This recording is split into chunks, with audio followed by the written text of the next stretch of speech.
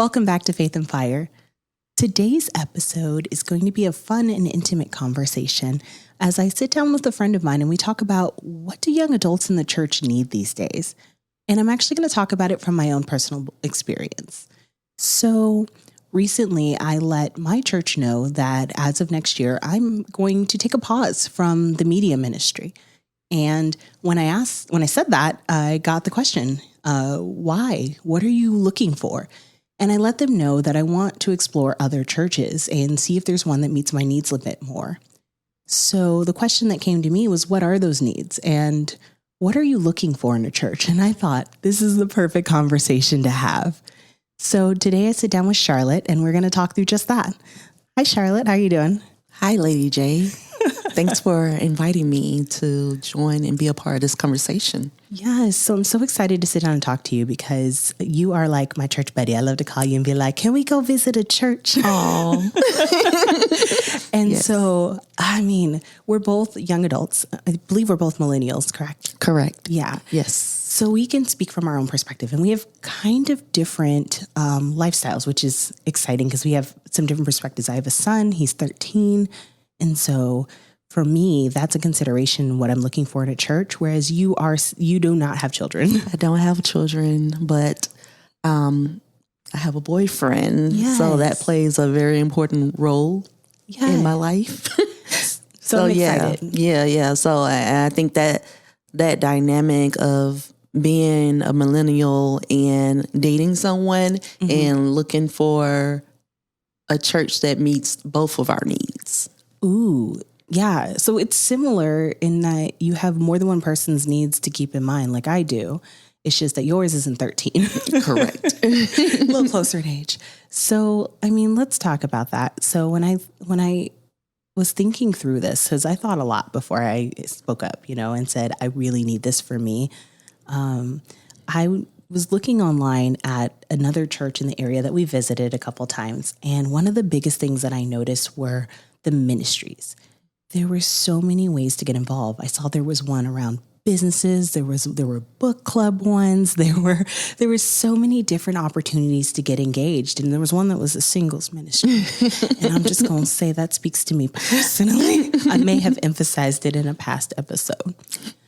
So do you notice that for yourself as well when you're looking for a church home? I mean, that ministry activity. Yes, because if you think about it, church is not only a place we go to feed our soul, but the fellowship in building a community is also one of the things that we look for whenever we attend a church or go to church. And I just think back to like my parents, baby boomers and older. Big church goers. They were musicians. They're going to be, you'll find them at church on Sunday starting at 7 a.m. for, they'll be at Sunday school and, then they got to play for the regular service and then the next service. And then they got to go out of town for another service because we're visiting, a different church out of town. Yeah. So from sun up to sundown, they're going to be at church. And I also think that in addition to just learning more about the word, I think they need that. I think they find like-minded individuals at that church. And instead of joining like how you and I met, right, through organizations, right? Yeah. Or like a sorority or volunteer organizations, they weren't necessarily a part of that crowd, but they were able to meet those needs by attending church and getting really involved. And that allowed them to network. I know that, like whenever my parents would have health issues, they can always call on someone from the church and they'll be right there to assist. And just me and that friend and that neighbor. Yeah. So it's interesting because you speak to that community element that we find in the church or we have found in the church. And it's interesting because I could name now at least 5 episodes where we talked about where we find that's missing these days. I feel like the post we posted recently was, it said the storehouse isn't housing like it used to. And I think in some cases, not all, that we can find that to be true. And I think that for me is probably a great articulation of what I'm feeling around needing more ministries that kind of meet my need. I'm looking for my people, Right. And I love my church family. Like, they're really great, but they're also like literally twice my age, most of them. Yeah. And then they don't have any similar interests. Like, it's hard to anchor yourself. And even when I think about, like, am I calling them when I have stuff going on? No, that's not. Like, I'm not calling Sister So-and-so to be like, hey, I got some stuff going on in my life. Right. And I need some spiritual guidance. Right. But I want that. Right. Right now, another difference is the internet, right? So now that we have access to go out and find other groups to interact with one another for that community, we're not depending on that church to fulfill that element. Yes. As opposed to the older generation. We've got options now. So the bar is almost even higher. Right. So what is your church doing? Any ministers that are out there that are listening? Right. Like, what is your church doing to appeal to the younger generation, that next generation? Are they excited to show up?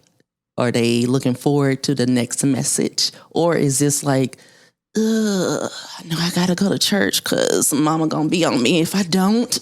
So let me get there. Or, God, I really don't want this job anymore. I need this promotion, so I'm gonna go to church so I can pray. Got a prayer. Specific prayer request. Or, God, I promise if you accept her back into my life, I'm speaking more from a guy perspective, right, that I'll go to church with her every single Sunday, like, those crap, she came back. Now I gotta do it. And I love that you say that. So as soon as you said it, in my head, I thought too, I had a friend who, I think it was Easter or one of those big holidays. It was one of the CMA holidays. Okay. And she was like, girl, I want to go to church and I want to go to your church. And I said, my church? Are you sure you want to go to my church? I was like, we could go to another church, that other church I was telling you, but I always look for an excuse to go to. And they're like, no, I want to go to your church. And I was like, oh, okay, we could do that. We could go. Okay, we could go. And I did take a moment to explore within myself, like, Jessica, why are you so hesitant? Like, you love that she wants to go to church with you. Why don't you want to bring her to your church? And I think that's a reflection moment we should all have is your church the type of church you'd want to invite other people to? And a lot of young adults in the religion that I'm in and the churches in the area that, are in that religion say, no, not my church, maybe another one. And so when you start to reflect and break that down, I think that maybe even started the journey for me of looking at, am I really getting what I need here? Because I knew as soon as they walked in what was going to happen, and it did. They came in, they were standing there. There was a lot of pomp and circumstance, as I'm the Amy. So in our church, there's a lot of traditions. You stand up, you sit down, you say the words on the screen, but they weren't on the screen. So we just sounded like a cult, girl. What are all these people repeating, and where are the words? Yeah. And in that moment, it was so real to me how that must seem to someone who's looking for God, and all they see is the pomp and circumstance. And they don't get how the two connect. Right. And for those of us who grew up in the AME church, we know, right? We know, okay, right now we're saying this, and this is what it means to me. But if you didn't grow up in that, or if you're new to it, or maybe you aren't connected to it anymore, I could see how hard it would be to find a place in that, especially when you feel like, is this a cult? Yeah. And I think too, not just for like those who are on their journey and discovering for the first time in the church, but those who've been going to church for years, they tend to look for, I guess, when I say they, I'm talking about myself right now.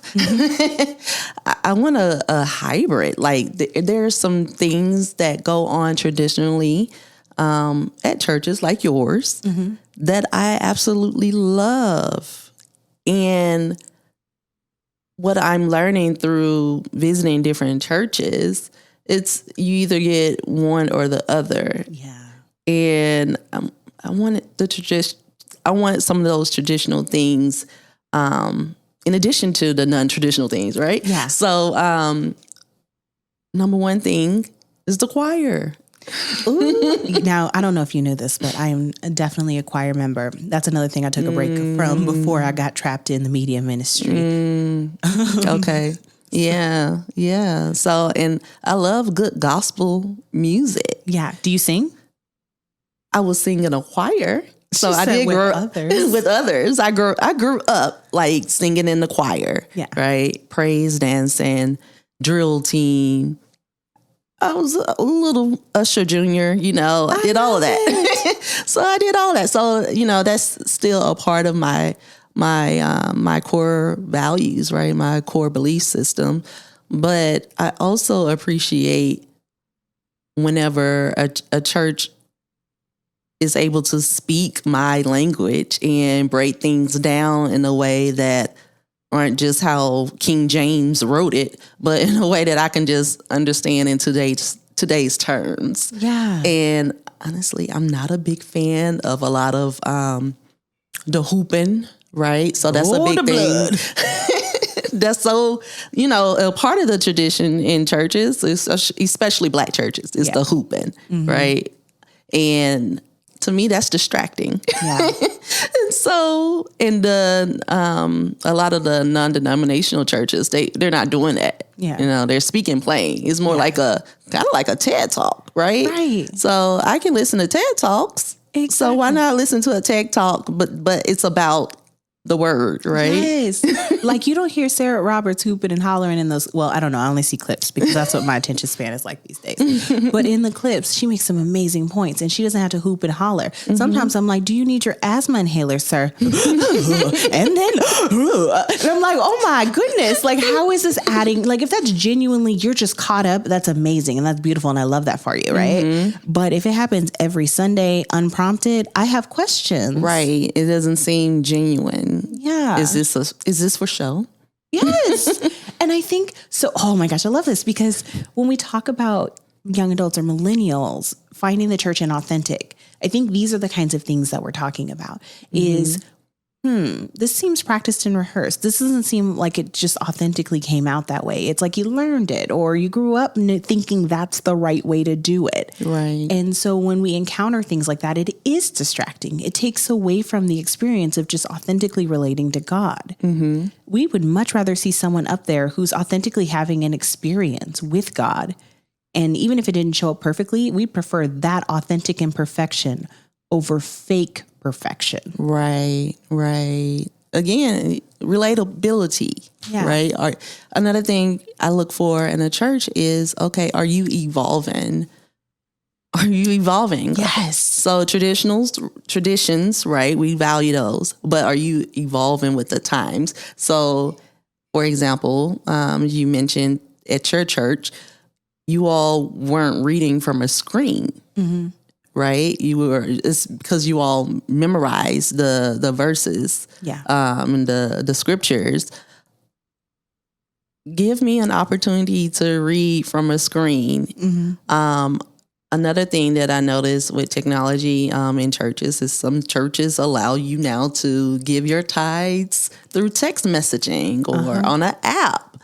And I can even be discreet. And now just send it real quick, just a little flick. Right. And that's one thing I like about that, about having the different options, is because I feel like if you are someone who cannot give at that moment in time, you don't stand out. Yeah. And you don't feel judged, versus the bucket that's going around and everybody's putting something in there. You get that feeling like, oh, I gotta need that gas money. Yeah. So I can't put this last $10 or $5 in the bucket. But you don't feel guilty about it. Right. Because maybe you're not giving $5 today, but maybe you're giving $100 tomorrow because that's when your paycheck is. That's right. That's right. And it's that guilt, that judgment that makes people not want to come back. Mm-hmm. It's just that one moment. It's that little thing. And especially when someone's new in their relationship or they're new in the relationship with the church, not even the church universal, maybe that particular church. It's those things like if I leave church feeling worse than when I came, why would I come back? Right. Exactly. Oh my goodness. Okay. So one of the things you said was it being relatable. So besides the hooping and the hollering, like finding that nugget or that message. And that's actually a conversation that my son and I had. So he's 13 and he's edits my podcast clips. So he's been listening a lot about faith and these topics. And so he came to me and said, I don't want to go to church this week. And of course, I'm like, okay, let's talk about it. And one of the things he said is he just doesn't relate to it. And so I said, okay, well, we're going to go to church together today because we're doing the sound together, you and me, we tag teaming. But after church, let's sit down and talk about what we heard and let's see if we can make it more relatable to you. Yeah. So girl, we went to pizza afterwards and I said, you know what? You're right. I heard it. I heard it so clearly in the message because not only like was it barely meaning something to me, I was like, okay, I could pull nuggets out of it because I've been in church all these times and I get where they're going with it, even though they didn't say it.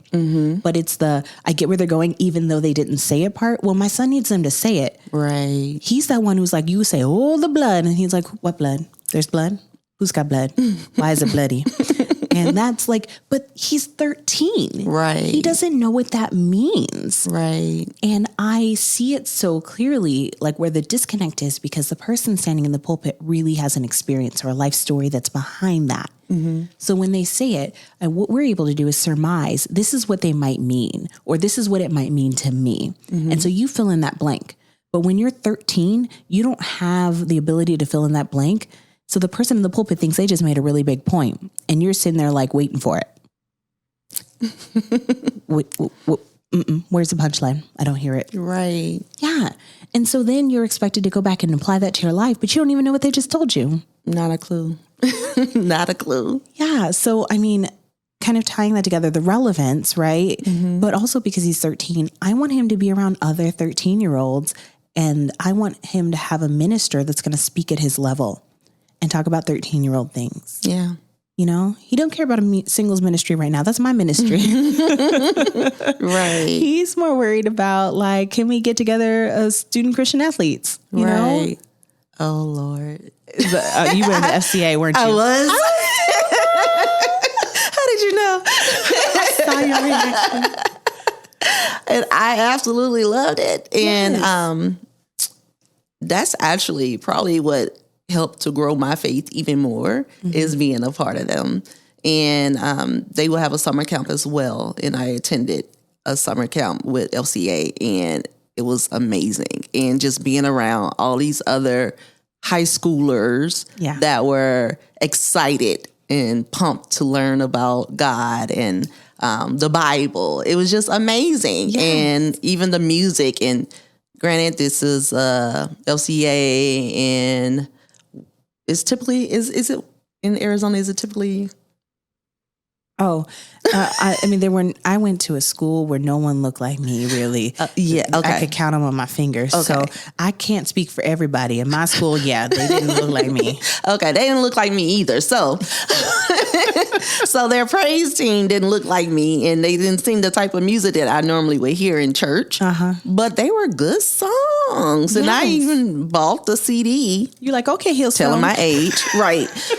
I bought the CD because I wanted to continue that. I'm like, this is some good music, you know, and I love the messaging, especially around that time and that time in my life, and listening the music that was playing on the radio. Yeah. Right. Or I think of like DMX, right? I wanted to get his album so bad. My mama stopped me, and her friend said, you know, there's Christian songs that have nice rhythms and they're not speaking about, you know, drugs and alcohol and worldly things. You can still enjoy music with a good message. So, yeah, bought their CDs, and they were great. I wish I knew their name. I would shout them out, but I don't know. That makes so much sense. Like, I resonate with that so much. Like, it was so cool to see people outside of the church who were on fire for God and on fire for Christ, because it was Christian athletes. Mm-hmm. You don't often get to see, like, it's interesting. It's always interesting when you see one part of your world and another part of your world, and you're like, it still exists outside of that world. You know, I don't have to be at church to talk about God. Like, it's happening at high school. And at first it's like, this is different. But then you're just like, oh, I love it. Mm-hmm. And it doesn't even matter that it is a different cultural interpretation of God. Mm-hmm. That's, I think, my first realization that there are different cultural interpretations of how you worship. Mm-hmm. But it was good. Yeah. It was beautiful. So I think that right there, just that fellowship with, it was people our age, similar interests, athletes, sports, right? We're incorporating that. And we still want that. Mm-hmm. We want that from our church. We want that community. Mm-hmm. And break it down so we can understand. One thing that I do remember from that camp is that they gave us contemporary Bible? So that when I'm reading it, I actually understand what it's saying. Oh, is that what they were saying? Right. And as an adult, I went through reading the Bible again. Now I understand a little bit better. The Bible is juicy. I'm like, oh, no, she didn't. You know, she was a hussy. No, but it's interesting. I always get lost in numbers. I've decided I'm going to skip numbers. I'm committed. I'm going to get through numbers, and I'll never get through numbers. Not even if they're reading it to me. It's just how I listen to the Bible, because if I read it, we're not going to make it far. I got a millennial attention span through and through. Yes. But audio book saves lives. Literally, because you might find Jesus. You might find Jesus. Samuel, who's it, Earl Jones or somebody reading it? James Earl Jones. I think the one that I had Denzel Washington and Angela Bassett. Send me that one. I'll send it to you. Okay. But those things are super important. Mm-hmm. Relatability. Yeah. Mm-hmm. And so I'm thinking about what else there is, because I mean, I used to have a pretty good community in the same church. Mm-hmm. And I think about that time, there were more people my age. Yeah. And it was a span, right? It was when I was involved in the choir. So the choir had people that spanned from like in their 20s to people in their 50s, and we would all hang together. Mm-hmm. But we all loved to sing. We all loved that aspect. We hung out together. And I think now, and there's like maybe 5 people in the choir sometimes on a good day. And I see that shift post-pandemic, because some people decided that in-person church wasn't their ministry. Right. We can go online now. Yeah. What we said earlier, the internet, we have options. Exactly. But that means now, when I am someone who goes in person, there's even fewer people for me to relate to. Mm-hmm. It's harder for me to get involved in a ministry. And this may be a point by itself in the smaller churches, is you get stuck. I joined the media ministry when one of the gentlemen from the media ministry passed away. And I thought, I'm going to sign up and help out sometimes. I'm going to be one of the media ministry people. Mm-hmm. I got trained. I did his funeral. I didn't fail. And the leader of the media ministry said, see ya. And I was like, oh, great. Who else is in the media ministry? It was just me, girl. And I didn't have the heart to leave people in alert. So they kept trying to look for people and train people. And I was just stuck. It was just me. Mm-hmm. But I wanted to be a part of something. And instead, I kind of felt like I just got the keys dropped at me and they ran away. And I was like, where you go? Right. They were probably waiting. They was waiting on you. I think they were waiting. Or someone. You know, God placed me there in a moment, because I feel like the person who was running the media ministry needed a break, like with their whole soul. I felt it. I heard it. Like the energy I was getting when we were going through training was intense.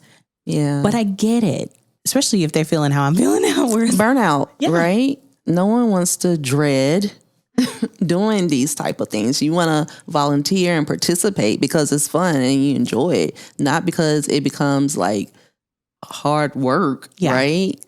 We're not even going to talk about the fact that I am not an audio engineer. He was an audio engineer. I learned how to press 5 buttons. And they would come up to me and say, can you adjust the da-da-da-da-da-da? Sir, I don't even know what you just said. That's not one of the 5 buttons. And it's hard to be in that position because you want to serve and you want to serve with excellence, right? Like that's me as a person. I wanted to do a great job. And now I will say, being a former choir member and an alto, so I have a good Shout out to the altos. Shout out to the altos. I see you, altos. I was really good at balancing the sound, in my personal opinion. Yeah. Was that the feedback you received? For the most part, people were happy when I was doing it. So when we were training other people, they're like, are you doing it this week? And I was like, yeah. And they're like, okay, good. But other than that, I really didn't know what the board was given. Like I could match the color of the mic to the person and I could turn it up and down. I could listen for their voice. I could say, okay, we need more altos. We need some more sopranos.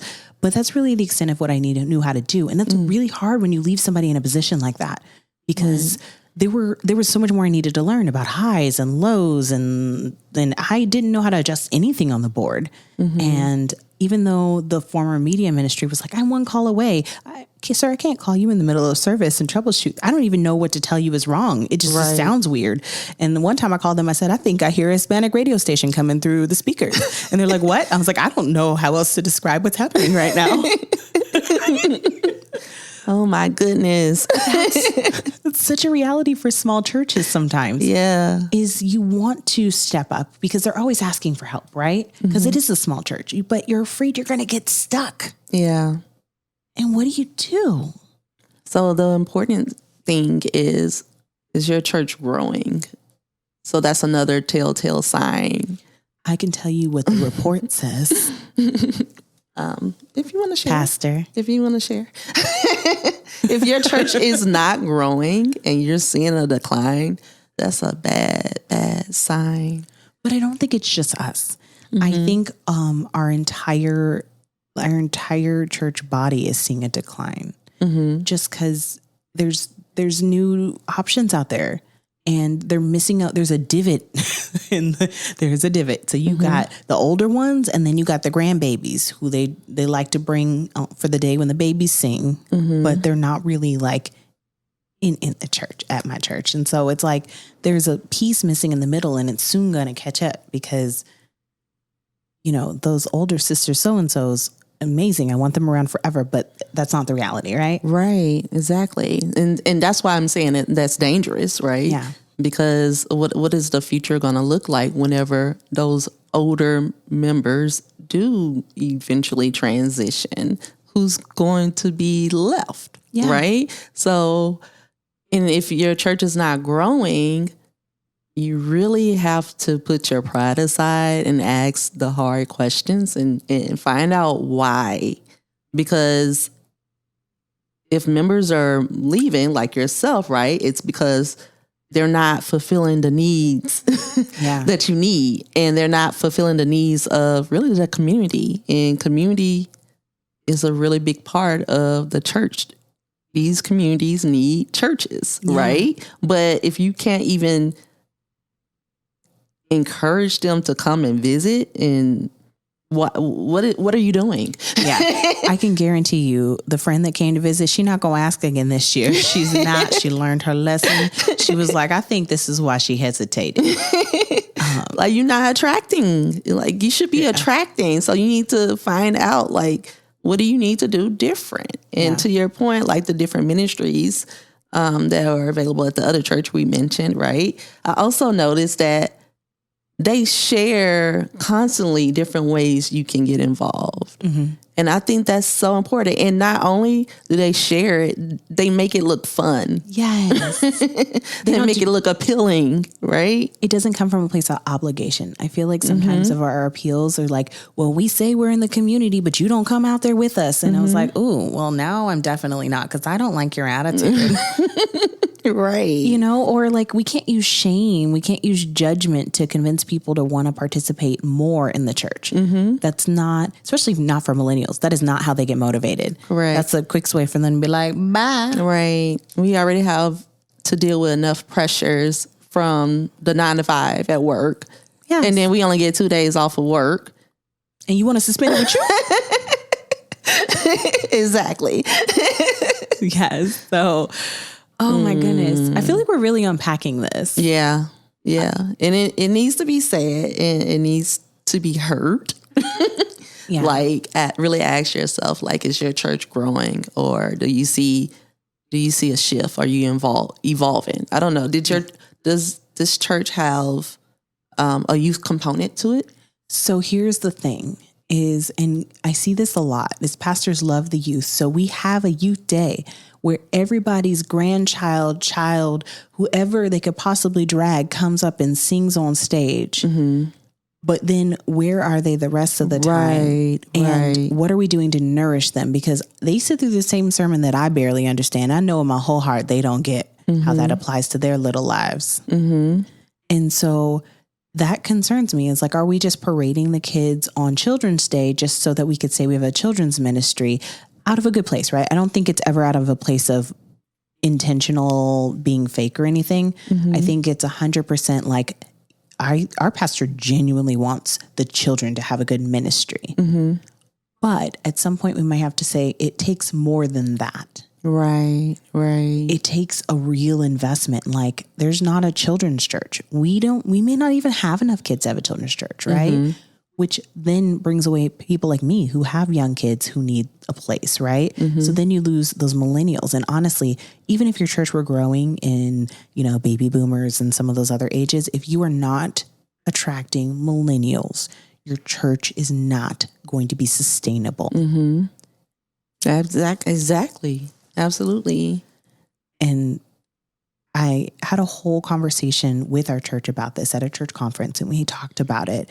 And it was really interesting because we had a really good conversation. We unpacked the reasons. I actually met with the young adults from our church the day before, and I pulled out what are those reasons that you're leaving the church, or that these are obviously kids that are in the church, but some of them are like, I'm hanging on by a thread. It's literally just my loyalty and my faith keeping me here, And so I took those reasons and I shared them with the rest of the church, which are mostly those baby boomers and so on and so forth, right? You have some Gen Xers in there too. Mm-hmm. And I shared, like, here are the reasons your young adults say, they're not finding this place attractive, or they wouldn't invite a friend, all of those things. Mm-hmm. And we had a good conversation around it. We had a panel come, they got to ask questions, but I don't feel like it went anywhere. Mm. And I offered myself, and I do offer myself, I'm willing to go facilitate these conversations intergenerationally so that we can come up with some solutions. Mm-hmm. And I heard young adults ask simple things. I want the cookouts to come back. Mm. I want us to just get together as a church family. They didn't ask for big things. Mm-hmm. But when you start to ask about those things, so I did at my own church, it's like, oh, well, that's going to be difficult. Who's going to plan it, or da-da-da-da-da. Right. And these may be valid reasons, right? They may be valid barriers, but just be clear, they're going to keep you from succeeding. Mm-hmm. A valid reason never prevented someone from failing. Mm-hmm. Like my mom used to say, a failure plus an excuse does not equal success. That's right. Yes. So just because you have a good reason why it may not seem like an easy path for your church, because that's what it is, right? It's not impossible. It's just not going to be easy. Not easy. You may have to convince the steward board. Yeah. You may have to stand on a pedestal and or not a pedestal, because that has a different connotation, but you might have to stand on your footstool and really fight for it, right? Mm-hmm. Yeah. Like a little dude in Hamilton. Yeah. Now I'm seeing the star. Hamilton. But no, really, I think a lot of that also has to do with, it starts from the top, right? Yeah. So if the top is not willing to listen and think everything is fine and it has blinders on, it's not going to change. Yeah. And that's unfortunate. And that's where the church has to speak up as a whole, the church, and say, hey, we need something different, or you got to go. Yeah. You got to go. And even from like a business and financial standpoint, right? If you're not bringing in bodies, where are you getting the money from? Yeah. You need the tithes. You need those offerings. And I will say, We actually had 2 clips on it, real recent. But millennials, I think sometimes they think, well, they're not going to tithe. But if they're not tithing and they're in your church, it may be because they don't believe what you're up to. Because millennials tithe with their hearts, not out of obligation. Exactly. And so they may attend your church service every week and then go tithe at that other church down the street. I was one of them. Yeah. I definitely did that. I'm not going to say that I don't do that. Because... And then, you know, it's circular, right? Because then you could come back and say, well, if you're not supporting the ministries, we won't have the money to do the things you're asking for and so on and so forth, right? And we could go in circles all day long, but at the end of the day, someone's got to do something different. And if you're the one in leadership, you are the one who's responsible for making the change. That's right. Because everyone could be wrong and you will still have an empty church. And you can say they're all wrong for not wanting what I'm offering, but you will still have an empty church. Right. Yeah. So that's, again, like the congregation has to kind of stay strong. I don't know. Is it the deacons, right? Depending on which church. Yeah. They gotta put their fists down. Yeah. And they have to understand it as well. Cause maybe they are also a part of that generation that thinks it's all about, your participation is obligatory. That's that word, obligatory. Big word. All the right elements. all the syllables were hit. Good. But instead of doing it because they feel like it serves a purpose and that, you know, the work that church is doing is actually assisting the community and themselves. Yeah. So, yeah. So I say all this knowing I'm not, and I told her, I'm not leaving the church. So I was like, I'm going to still come back here and there, but I do want the freedom because it's hard to, when you're tied to be at a church at a certain time and you have a responsibility, it's hard to visit other churches. Yeah. And so I did let her know, I'm still going to be a member. I'm not taking my membership away. I'm not giving up on my church. I'm really loyal like that. Like I really have faith in the church. I've been in this church for years. You sound like my mama. Yeah, I'm a little like your mom. Loyalty. Except mine's a 7 a.m. thing. That's not my jam. So loyalty. Yes. And I'm not giving up on my church, but I need my church to know, and I need other churches to know that this comes from the heart. This conversation is happening because I care and because I genuinely want amazing things for the church. And I see that we can do it. We're so close. We just we have to change the way we think about church and our target demographic. Right. Because it's shifting. And the needs of your consumers are shifting. And we don't want to think of church as a business, but it is. It's a business. You in the business of Jesus, boo. We trying to save souls. Yes. You losing souls because you won't evolve. Yeah. And get with the times. I would say one thing that I really liked as well about the church that we won't mention. Yeah. Or just churches in general, whenever they take their topics and actually apply it to like modern times. And when I say that, for example, this church, every June, I believe, they have Health Awareness Month. Okay. And every topic is either about, we're going to hit physical health, we're going to talk about mental health, we're going to talk about financial health, right? All of those different areas of health to help grow, right? Our own skills and tying that back into the Bible. Like, I absolutely enjoy that and I love that. And it's stuff that I can apply to my life immediately. So those non-traditional, I guess, ways of outreach. Another way that they, or another month that they do is like a movie month. I love that one. That's when we went. They let me eat popcorn in the sanctuary. And I was like, are you sure I can have this? And they're like, yeah. And I was like, so I'm going to go in the sanctuary now. Like, I got the popcorn still. I'm going to eat it. Right. And it's just a nice feeling. Like, wow. And you're learning and they're able to pull things from these things that we watch every day. Yeah. But we miss those lessons. But they are there because the pastor is pointing it out to us. And they make it fun with just giving out complimentary popcorn. I was like, wow. the amount of like the impression that popcorn left on me is ridiculous. Just it's my years of no food and drink in the sanctuary. And I was like, so you want me, this is a trick. They gon' where's sister so-and-so? So about to come. I know I'm not wearing pantyhose and I'm eating the popcorn.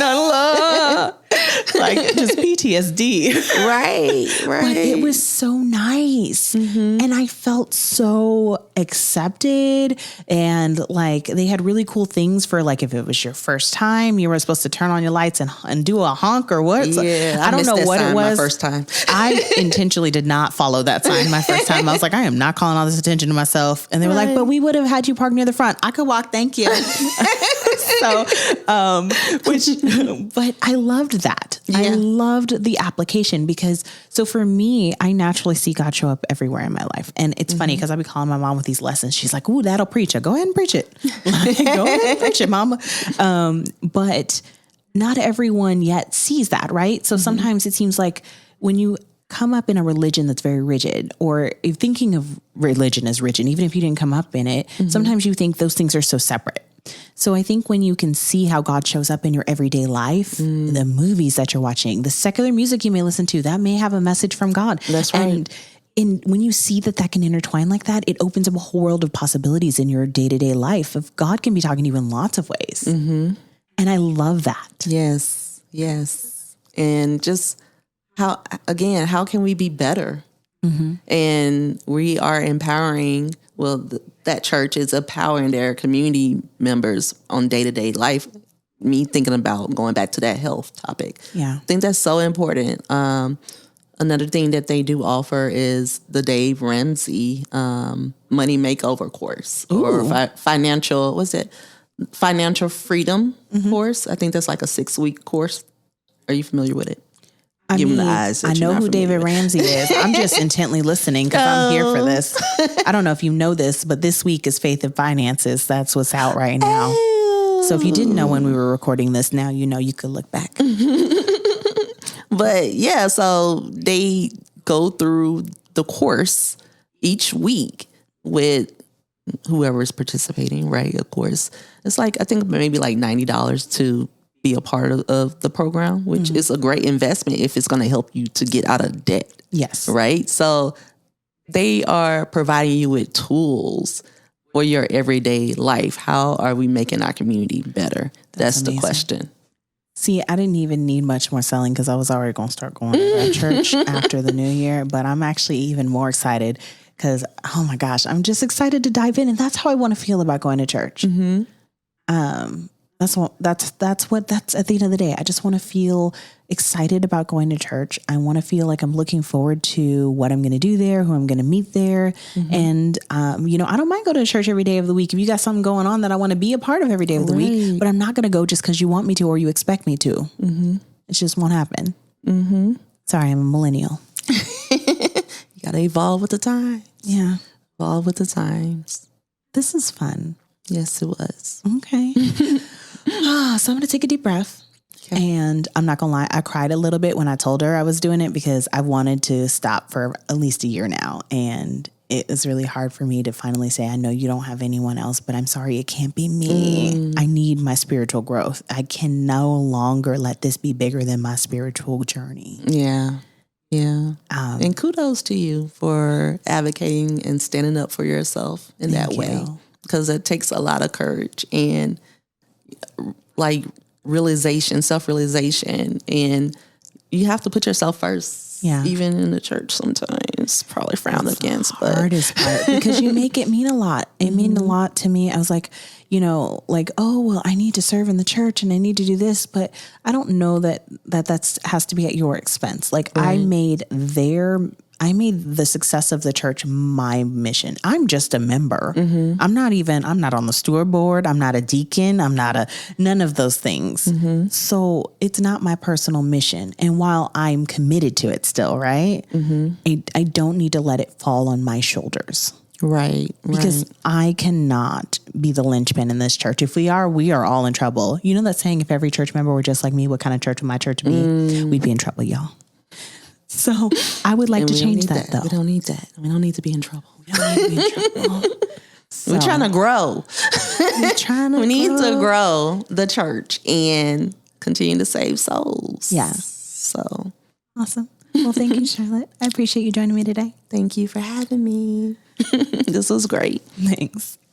So hopefully you enjoyed this conversation. You took a nugget, definitely a conversation to pass on to a friend, a deacon, a steward, maybe your pastor, and in a loving way say, here's what I need.